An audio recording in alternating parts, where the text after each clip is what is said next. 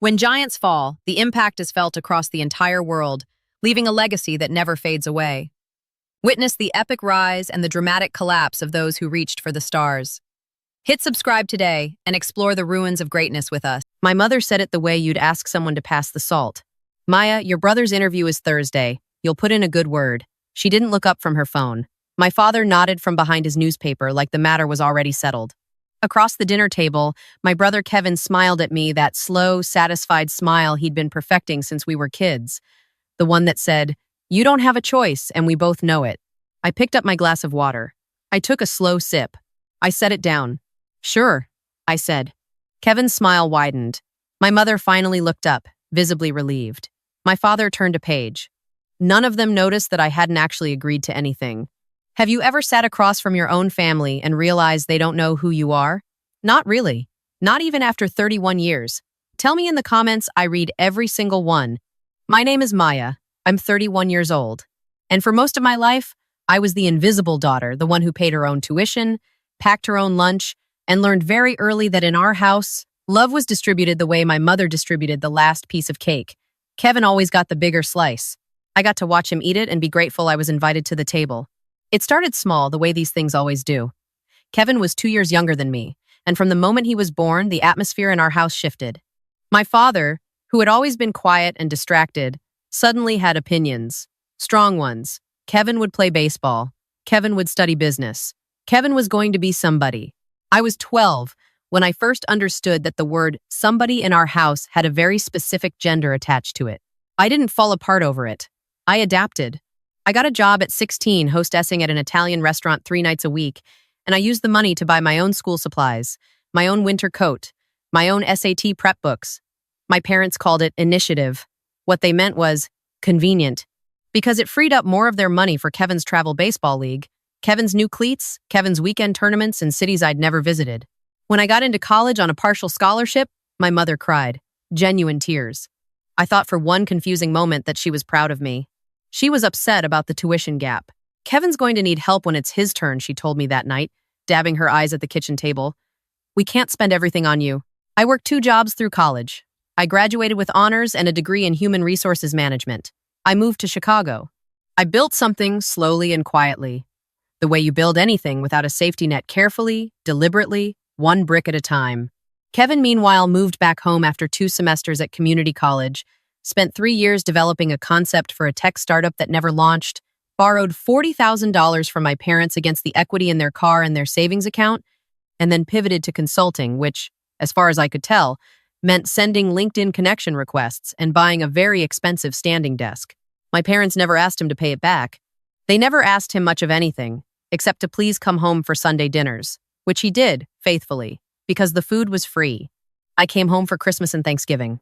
I sent money when my mother mentioned the water heater needed replacing, when my father's car needed new tires, when Kevin's consulting business needed a new laptop. I sent it without being asked because I knew what happened when I waited to be asked. What happened was nothing. They absorbed the silence as confirmation that everything was fine, and Kevin's needs continued to expand to fill whatever space was available. I didn't resent sending the money, exactly. I resented what it meant, that my contribution was logistical, Kevin's was emotional. I kept the lights on, Kevin kept them happy. There is a difference in a family like mine, and it is enormous. By the time I was 29, I had been promoted 3 times at the same company where I'd started as an HR coordinator fresh out of college. I was methodical, thorough, and I had a particular talent for the part of the job most people found uncomfortable: the difficult conversations, the performance reviews that required honesty, the terminations that had to be handled with both precision and decency. My director called me her clearest thinker. I took that as the highest compliment she could have given me. I did not tell my family about my promotions, not because I was hiding them, but because they didn't ask. Kevin's consulting business had, by then, evolved into a strategic advisory firm with a logo and a website and 0 clients, and that was the news that commanded attention at Sunday dinners when I visited. Which brings me to Thursday. The company where I work, I'll call it Harrow & Associates, a mid-size financial services firm with about 800 employees, had an open position in their business development division. Senior account executive. Good salary, good benefits, significant client-facing responsibility. The kind of job that required a proven track record, polished communication skills, and verifiable results. Kevin had applied. I found out the way I found out most things in my family indirectly, through context clues, like a detective reconstructing a crime scene. My mother mentioned Kevin's big opportunity. My father mentioned the company where Maya works. Kevin himself said nothing to me directly, which should have been my first signal that he already knew something I didn't. The second signal came 3 days before that dinner, when I pulled up the applicant tracking system as part of my normal Tuesday review and saw his name in the queue. Kevin Osei, application submitted. Position, Senior Account Executive. I sat very still for a moment. Then I opened his resume. I want to be careful here about how I describe what I saw, because I've spent years in HR, and I understand that people present themselves optimistically on paper. I give everyone the benefit of interpretation. I am professionally generous with ambiguity. But what Kevin had submitted was not optimistic. It was a work of fiction. His strategic advisory firm was listed as an active business with 3 years of operation and I am quoting directly, a portfolio of 6 enterprise-level clients in the fintech and logistics sectors. There was a revenue figure listed. I will not repeat it here because even typing it made my eye twitch. There were 2 previous positions listed at companies I didn't recognize. I ran them through our standard verification database. One had dissolved in 2020. The other's listed address was a virtual mailbox service in Phoenix. He had also listed, under skills, that he was proficient in 3 pieces of enterprise software that our department used regularly. I happen to know, from a Christmas Eve conversation 2 years ago, that Kevin had once called me to ask how to attach a file to an email. I closed the resume. I stood up from my desk and walked to the window. Outside, Chicago was doing what Chicago does in February, making its feelings known with conviction.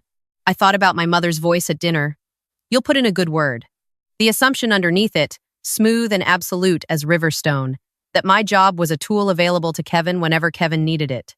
That my professional reputation, which I had spent 7 years constructing in a field where reputation is currency, existed in some category that was separate from real things, separate from Kevin's ambition, Kevin's needs, Kevin's future.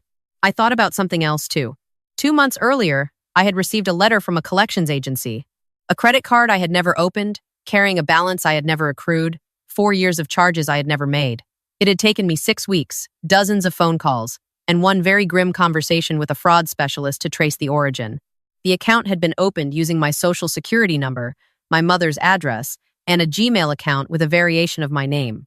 The fraud specialist told me these things happen, that data breaches are common, that I should monitor my credit going forward. She was kind. She was thorough. She did not tell me what I had already concluded on my own, sitting in my apartment at midnight with a glass of wine and a sick, hollow feeling in my chest. The Gmail account had been created from an IP address registered to my parents' house. Kevin was the only one under 45 in that house who knew what an IP address was. I hadn't confronted him. I hadn't told my parents. I had quietly frozen the account, filed the necessary documentation, and added it to a folder on my desktop that I labeled with characteristic precision for later. Later, apparently, was now. I went back to my desk. I reopened Kevin's application. I flagged it for standard background verification, the same process applied to every applicant, not more, not less, and I assigned it to our third-party verification vendor, Meridian Screening Solutions, as I did with every senior-level candidate. Then I went to dinner. The escalation, when it came, arrived in the form of a Sunday phone call. I was making coffee when my mother called, which meant it was before 9 in the morning, which meant it was urgent by her definition. Anything involving Kevin was urgent by her definition. Maya, Kevin says the background check is taking longer than normal. Her voice had that particular quality it got when she was performing calm on top of panic. He's very stressed. Can you just move it along? It shouldn't be hard for you. Background checks take the time they take, Mom, I said. It's a third-party vendor. I don't control the timeline.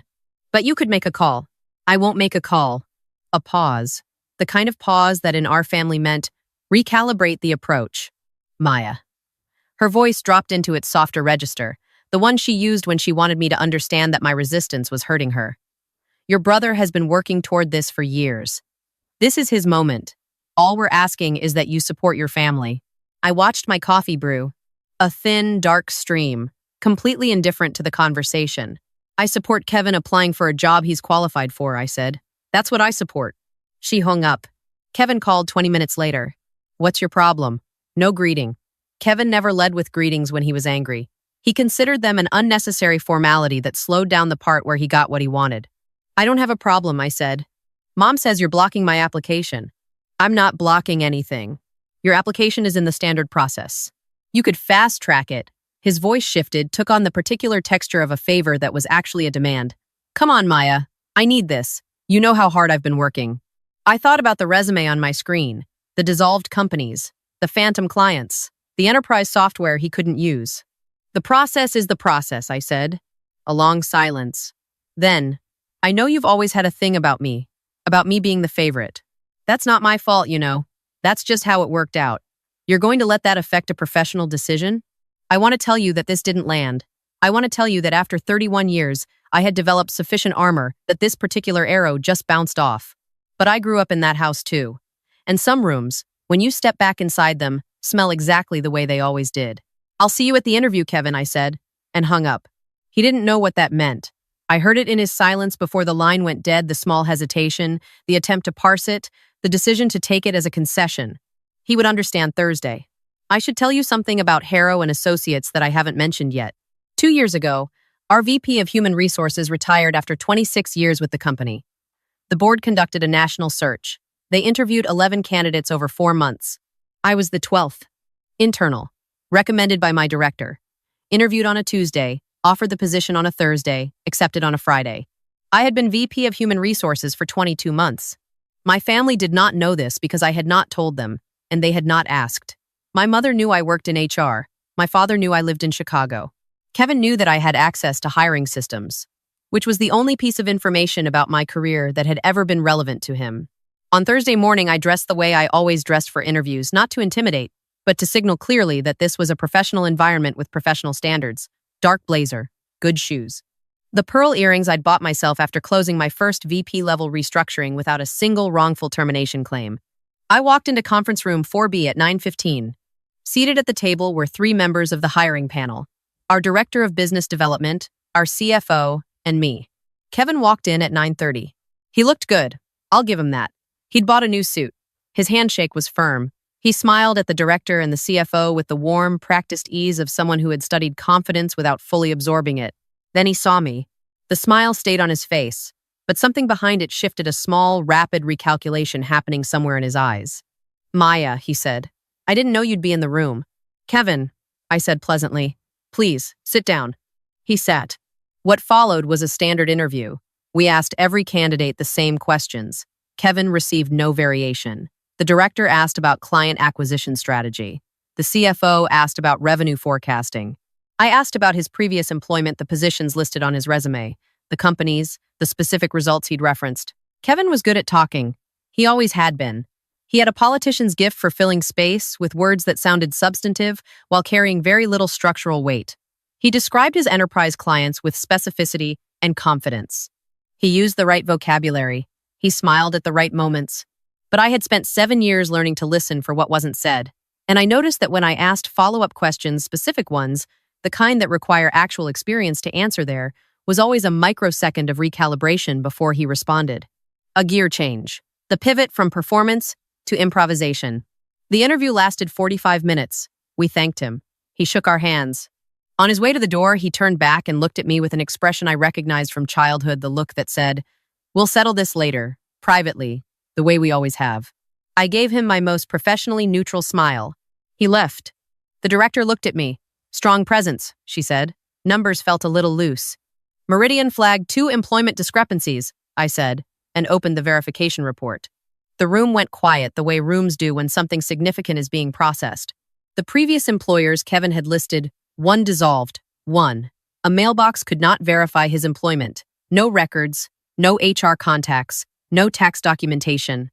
When Meridian had reached out to Kevin's listed references, 2 of the 3 numbers went to voicemail accounts that had never been set up. The third was a college friend who confirmed knowing Kevin personally but could not speak to any professional capacity. There's more, I said. I had also, as part of my due diligence, forwarded the credit fraud documentation the account opened in my name, the IP trace, the collections correspondence to our legal team the previous week, not as a personal matter, as a disclosure, because if Kevin was going to be employed at my company, the conflict of interest required full transparency. Our general counsel had reviewed it and agreed that the disclosure was appropriate and that the matter warranted attention from our compliance team. I laid the documentation on the table. The CFO put on his reading glasses. The director sat back in her chair. I did not editorialize. I presented the information the way I had been trained, to present difficult information clearly, completely, without drama. The facts carried the weight on their own. They always do, when they're real. Kevin did not get the job. That much you've already guessed. What I didn't anticipate, or maybe what I had avoided anticipating, because some part of me still held onto a version of my family that didn't quite match the evidence, was what happened when my mother called that evening. She had already spoken to Kevin. I could tell by the temperature of her voice before she said a single word. How could you do this? It wasn't a question. It was a verdict. I did my job, Mom. You humiliated your brother in front of his future colleagues. You sat there and tore him apart I presented verified information to a hiring panel. That's my job. You could have told us. You could have warned him. You could have helped him fabricate a background? Help him lie his way into a role he's not qualified for? Silence. Then my father's voice came on. He'd been listening on speaker, which he always did when the conversation was about Kevin and expected to be won. Maya. His voice was the voice of fatherly disappointment, a tone I had been hearing my entire life and had learned meant, fall back into line. Your brother is struggling. Family supports family. What you did today was selfish. I want to tell you that I delivered a speech. A clean, devastating, well-structured monologue that left them without a single counter-argument. But that's not what happened. What happened is that I sat in my apartment with the phone against my ear, and I felt something I hadn't expected to feel. Not anger, not satisfaction, but something quieter and more final. Like a door that had been stuck for years finally swinging closed on its own. I love you both, I said. But I'm not going to apologize for doing my job with integrity. I hung up. My mother didn't call back. Kevin texted me twice. The first, a series of words I won't repeat here.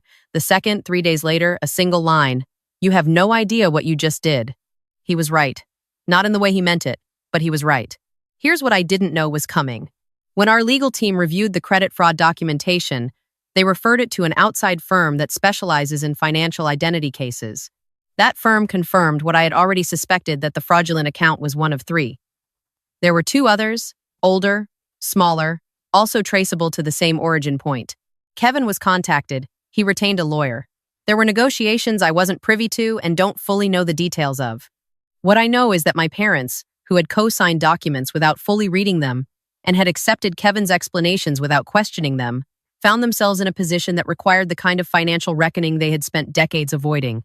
The $40,000 they'd lent him, the credit exposures, the accounts. I didn't orchestrate any of it. I want to be clear about that.